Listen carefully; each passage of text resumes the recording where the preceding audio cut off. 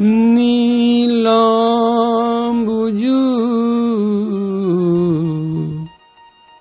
श्यामल कोमलांगम्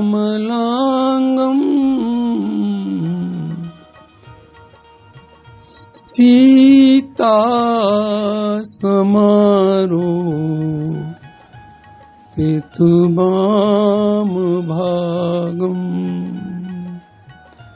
पाणौ महा सायक चारुचापम्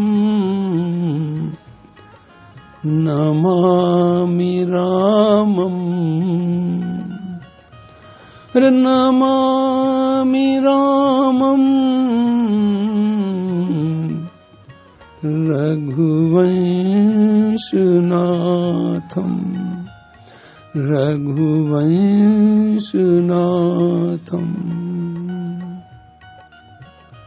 जनक सुता जग जननी जानकी अतिशय प्रिय। अरे ऐसी वैसी नहीं, प्रिय प्रभु को है। अतिशय प्रिय करुणा निधान की ताके जुगपद कमल मनावो कमल मनावो। जासु कृपा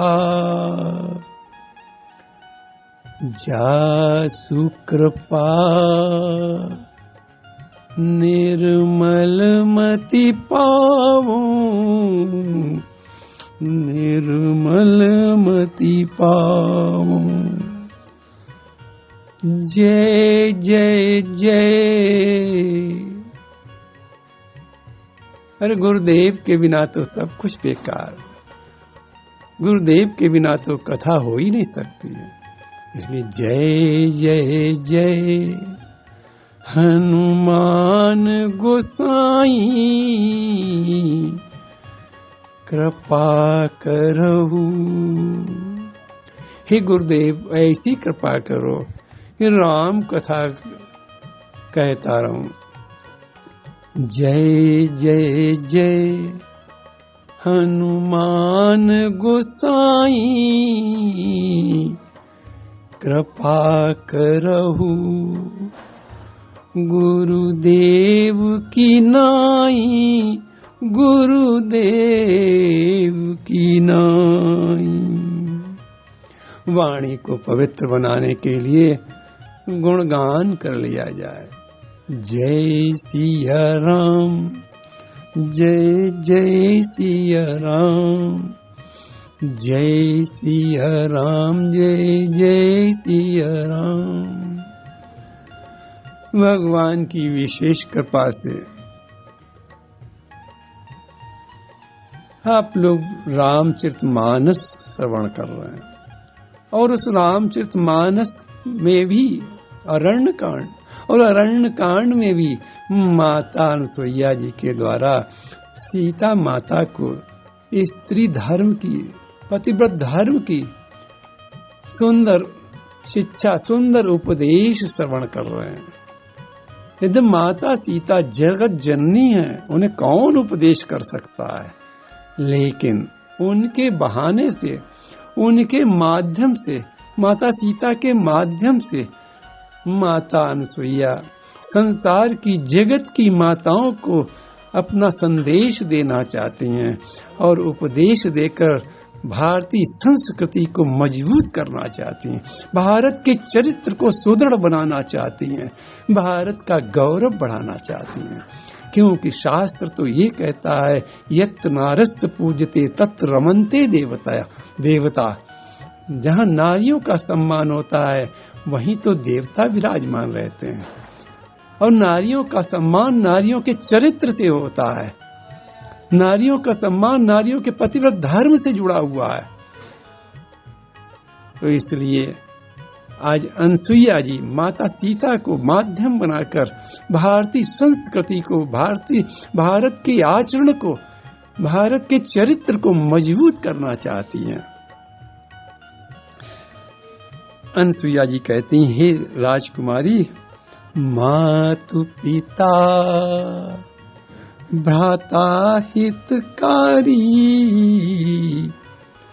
मित्र प्रद सब सुनु राजकुमारी।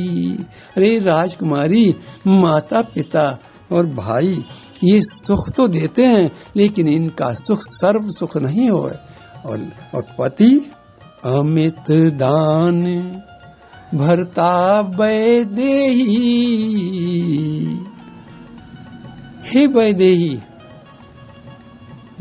सुनो, पति तो अमित सुख देने वाला है, और विवाह बंधन में बंधने के बाद, पति पत्नी बनने के बाद पति अपना सर्वस्व अपनी पत्नी को सौंप देता है। ये भारतीय संस्कृति है।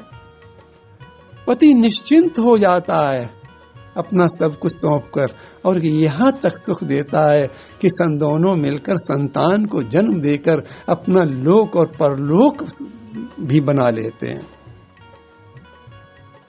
ऐसा पति का संयोग है, ऐसा पति का मिलन है, ऐसा पति का सुख है। ऐसे पति को पाकर, ऐसे पति के सर्वस्व सुख को पाकर भी अधम सुनारी जो सेव न तेही, सेव न तेही। अरे वो नारी अधम है, वो नारी निकृष्ट है, उस नारी का जन्म लेना निकृष्ट है। जो ऐसा सुंदर पति पाकर अपना सर्वस्व देने के बाद भी उसकी सेवा न करे, वो तो निकृष्ट है।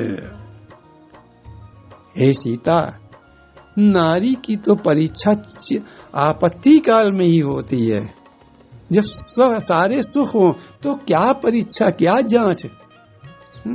नहीं, उसकी परीक्षा तो आपत्ति। यदि सब परिवार में आपत्ति आ जाए, पति पर आपत्ति आ जाए, समाज पर आपत्ति आ जाए, राष्ट्र पर आपत्ति आ जाए, तो उस समय जो धैर्य बनाया जाता है वही तो व्यक्ति की परीक्षा होती है। लेकिन नारी की परीक्षा तो उसके पति पर आपत्ति आने पर हुआ करती है। धीरज धर्म मित्र अरु नारी, आपद काल परिखिए चारी।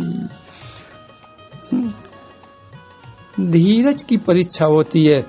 जब पति पर आपत्ति आ जाए तो उसके धैर्य की परीक्षा होती है, उसके धर्म की परीक्षा, नारी के धर्म की परीक्षा होती है, उसके मित्रवत व्यवहार की परीक्षा होती है। नारी केवल नारी नहीं होती है, नारी केवल नारी थोड़ी होती है। वो विपत्ति आने पर उसमें कितना धैर्य है, इसकी परीक्षा होती है। वो धर्म का कितना पालन करती है और कितना प्रेम पति को देती है और कितना मित्रवत उचित सलाह देती है। इन बातों की परीक्षा हुआ करती है। तो आप और मुझे तो ये लगता है कि पुरुष की भी परीक्षा विपत्ति काल में होती है। ये मेरा निजी विचार ऐसा है कि पुरुष की भी परीक्षा होती। और रामचरितमानस में आप देखें, राम जी का राज्याभिषेक होने जा रहा था, पर राम जी का वनवास हो गया। और राम जी का धैर्य देखें आप, सबसे पहले धैर्य देखें। माता कौशल्या भरत जी से राम जी के धैर्य का वर्णन कर रहे हैं, कह रही हैं कि पितु आयसु भूषण बसन,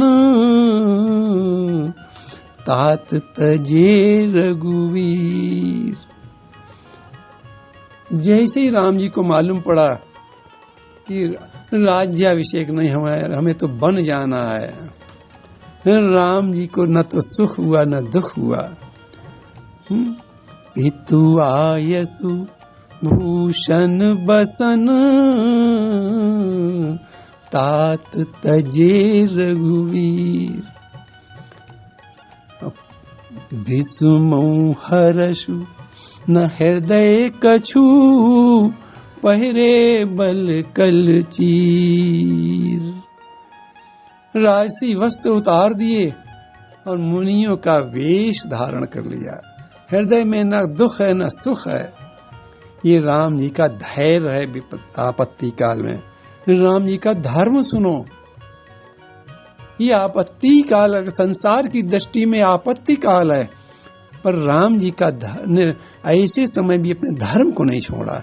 माता कैकेयी से क्या कह रहे हैं कि सुन, अपने पुत्र धर्म का पालन करते हुए कह रहे हैं, सुनु जननी सोई सुत बड़ भागी,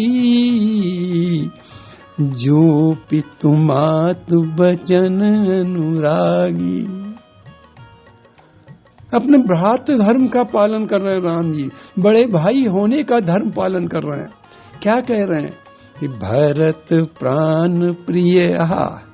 कैसा धर्म है बड़े भाई का कि भरत प्राण प्रिय। कौन कह सकता है जिसका राज्याभिषेक छीन कर जिसे वन भेजा जा रहा हो, जिसके लिए भरत के लिए राज्याभिषेक छीना गया, और वो भाई क्या कह रहा, बड़ा भाई कैसा धर्म का पालन कर रहा, भाई के धर्म का, भ्रात धर्म का, कि भरत प्राण प्रिय पावहि राजू। कितनी प्रसन्नता है राम जी के हृदय में। ये भ्रात धर्म का पालन राम जी कर रहे हैं। और जब वनवास में गए तो सुग्रीव को सखा कहा, तो मित्र धर्म का वहां देखें कैसा पालन कर रहे हैं। मित्र तो वही है जो मित्र के कष्ट को देखकर दुखी हो जाए। राम जी की भुजाएं फड़क उठी और क्या कह रहे हैं राम जी इस सुग्रीव से, सखा सोच त्यागऊ बल मोरे। हे मित्र, अब सोच छोड़ दो।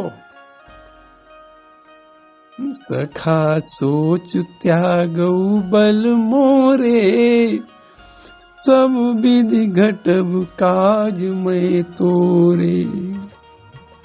ये राम जी का मित्र धर्म है। तो मुझे ये लगता है कि नारी के समान पुरुष को भी धर्म की, धैर्य की, मित्रवत व्यवहार आदि की जांच होती है आपत्ति काल में।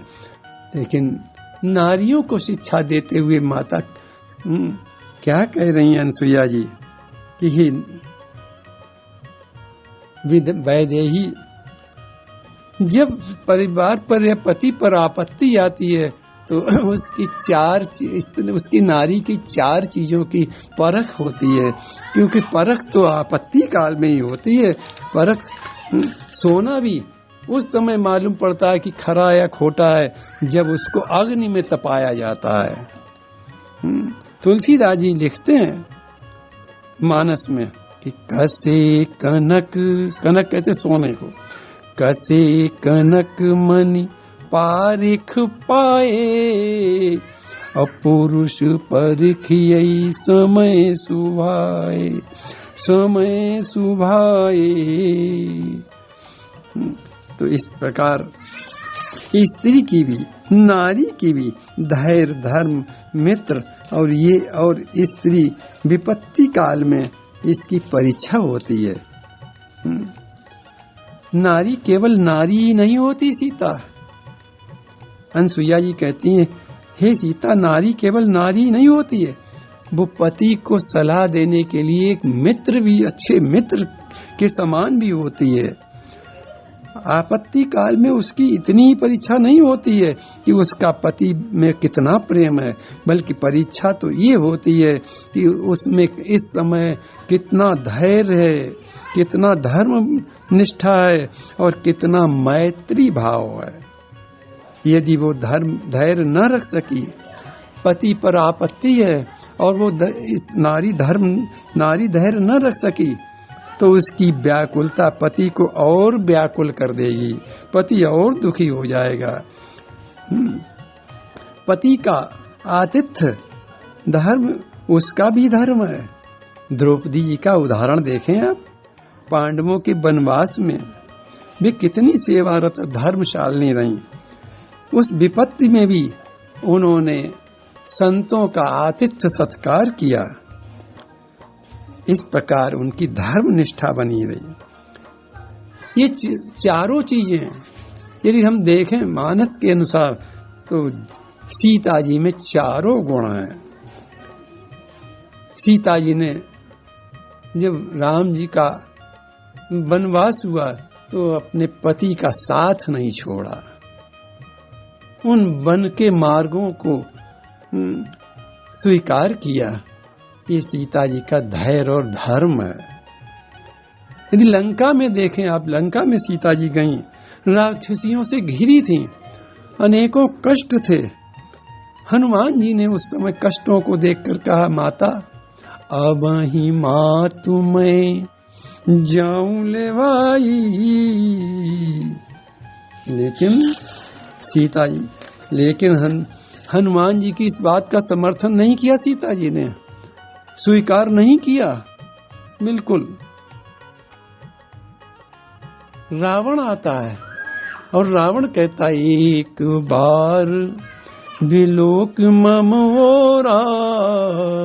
उस प्रतापी रावण को सीता जी तिनके के समान बताती हुई कहती हैं, तरण धरी ओट कहत बैदेई कि सुमिर अवधपति परम स्नेही। अपने पति का सम्मान बढ़ा रहे हैं और रावण को तिनके के समान समझ रही हैं। और इतना ही नहीं, उस प्रतापी रावण को जुगनू बता रही हैं। किसी ने साहस नहीं किया त्रिलोक में, लेकिन माता सीता का धर्म, पतिव्रत धर्म देखें क्या कह रही हैं कि सुनु 10 मुख खद्योत प्रकाशार। जुगनू, तू जुगनू है, राम सूर्य है। सुनु 10 मुख खद्योत प्रकाशा, कबों की नलनी करत विकासा। इस प्रकार सीता जी में ये सारे गुण हैं। सीता जी ने धैर्य, धर्म सबका पालन किया। अब अनसुईया जी आगे उपदेश करती हुई कहती हैं, हे सीता, पति में यदि 8 दोष भी हो, वो 8 दोषों का वर्णन कर रही हैं। आप लोग गिने, वृद्ध, पहला वृद्ध, दूसरा रोगवश, तीसरा जड़ यानी ज्ञान का न होना, चौथा धनहीन गरीब होना, पांचवा अंधा होना, नेत्रों से दिखाई न देना, छठा बधिर, सुनाई न पड़ना कानों से, सातवां क्रोधी होना और आठवां अति दीन होना। ये 8 दोष भी हो सीता पति में, तब भी उस पति का अपमान नहीं करना चाहिए, क्योंकि पति में को परमेश्वर के समान दर्शन करना चाहिए। पति में अपने परमेश्वर का दर्शन करना चाहिए। हे सीता, वृद्ध रोग बस जड़ धनहीना, अंध बधिर क्रोधी अति दीना। वृद्ध होने से, रोगी होने से, मान लो पति का सुख उसे नहीं मिला, उसे विवाह का सुख नहीं मिला, रोगी होने से सारा धन रोग में ही चला गया, और तब उसे क्रोध भी आना स्वाभाविक है, और क्रोध के साथ संतोष भी नहीं रहता है, और उसका कोई बस नहीं चलता शरीर में रोग होने से, इसलिए उसकी बुद्धि भी नहीं काम करती है। यही तो जड़ता है, यही जड़ स्वभाव है। और बुढ़ापे में अधिकांश लोगों को नेत्र ज्योति चली भी जाती है और कानों से सुनाई नहीं होता है, इससे वे दीन होकर रहते हैं। तो इसलिए हे सीता, इतनी आपत्तियां होने पर, यानी पति में 8 दोष होने पर भी यदि ऐसे पति की कोई स्त्री सेवा न करे और तीर्थ में भी घूमती रहे, तीर्थों में ही भ्रमण करती रहे, व्रत आदि करती रहे, तो वो ये पति का अपमान माना जाता है। ऐसे पति कर किए अपमाना, नारी पाव जमपुर दुख नाना। हमारा सनातन धर्म क्या कहता है? विवाह एक संस्कार है, विवाह एक समझौता नहीं है कि जब तक सुख मिले साथ रहो, छोड़ दो चली जाओ विदेश की तरह। ये भारतीय संस्कृति क्या कहती है कि विवाह तो एक संस्कार है। पति पत्नी का मिलना प्रारब्ध के अनुसार होता है, इसे तो भोगना ही पड़ता है। जिस प्रकार प्रारब्ध को भोगना पड़ता है, तो ऐसे ये संस्कार हैं, इनमें तो प्रारब्ध भी, सुख दुख तो आते ही रहते हैं। इसलिए यदि पति में ये 8 दोष भी आ जाएं, तब भी इस पति का अपमान नहीं करना चाहिए। हे सीता, ऐसे पति कर किए अपमाना, नारी पाव जमपुर दुख नाना। यदि कोई स्त्री पति का अपमान करती है, पति का अपमान माने तीर्थों में घूमती हो, पति के अपमान माने व्रत आदि में लगी रहे हो, पति के स्वास्थ्य की ओर न ध्यान दे, पति की सेवा न करे और व्रत आदि में मन लगाती रहे, तीर्थों में घूमती रहे, बाहर कथाओं में घूमती रहे, तो फिर उसे कोई लाभ नहीं मिलेगा। उसका लाभ तो अपने पति की सेवा से ही है। उसकी यदि वो 8 दोष होने के बाद भी अपने पति की सेवा करती है, तो उसे किसी का अन्य कार्य की आवश्यकता नहीं, और ऐसी नारी की सद्गति हो जाती है। और यदि ऐसा नहीं करती है, तो नारी पाव जमपुर दुख नाना। नारी को यमपुर में जाकर अनेकों दुख उठाने पड़ते हैं। अब बस आज का प्रसंग यहीं से विश्राम होता है। प्रभु के चरणन में सदा पुनि पुनि करूं प्रणाम, यही कहूं। हे प्रभु, अंतिम सांस भी निकले तो यही कहूं, भूलूं नहीं मेरे प्रियतम राम। हे राम जी, अंतिम सांस में भी मधुर मधुर नाम, वो मधुर मधुर नाम अंतिम सांस में भी प्रभु निकले। मधुर मधुर नाम सीताराम सीताराम, मधुर मधुर नाम राधे श्याम, दोनों नाम एक ही है, मधुर मधुर नाम। जीवन की अंतिम सांस में दोनों में से कोई नाम निकले, पर ये राम कृपा से ही निकल सकता है, नहीं तो अंत राम कहियावत नाही।